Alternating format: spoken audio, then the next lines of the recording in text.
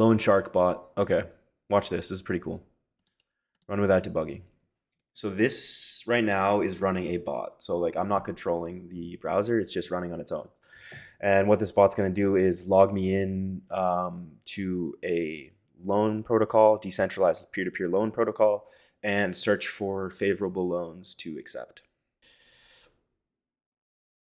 So here the bot has created the wallet using a seed phrase, and now it's connecting the wallet to the AADA or Lenfi platform.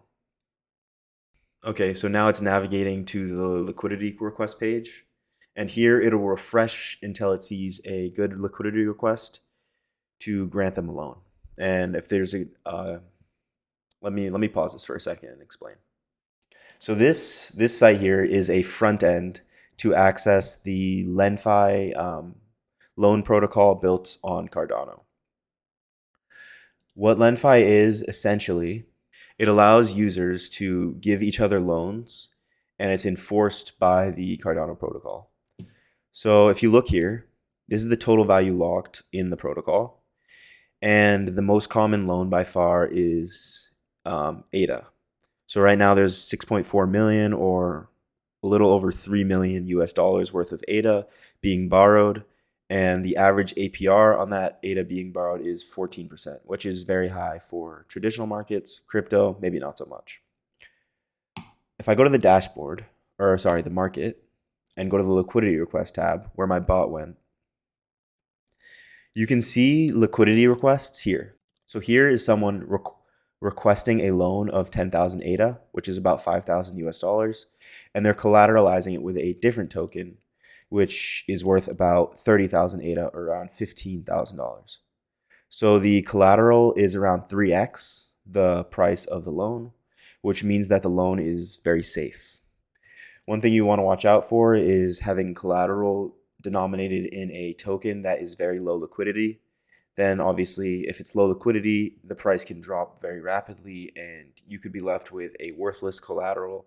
So how does this enforce people repaying their loans? Because you're basically giving a loan to an anonymous person. How do you enforce them to pay it back? They have collateral. If the user doesn't repay their loan, you get the collateral. So you actually win. This loan right here is 12.17% or 2% over 60 days. So compounded over years, 12.17. And this APR is considerably higher than you can get by staking your Cardano. So it's worth looking into this. What are the risks? Well, there's several risks. One is protocol level risk, meaning this application here could have bugs. It could be exploited. Currently, it has not yet been exploited. But obviously, do your own research and know that nothing is 100% safe. Everything has a possibility to be exploitable. Second risk is collateral falling in price rapidly below the price of the loan, at which point you are pretty much guaranteed to lose money unless the person taking the loan is very nice and decides to repay you. And finally, you are giving a loan out in an asset that fluctuates very heavily in price. So if you go over a 1-year time frame, it's gone from 25 cents to 50 cents in a matter of months. 5-year time frame, it's fallen from almost $3 down to half a dollar. So when you're getting like a 12% APR on this asset, oftentimes the price fluctuations can make the 12% irrelevant. The good thing about having peer-to-peer loans as opposed to a pool of liquidity is that peer-to-peer loans are going to have a distribution of APRs.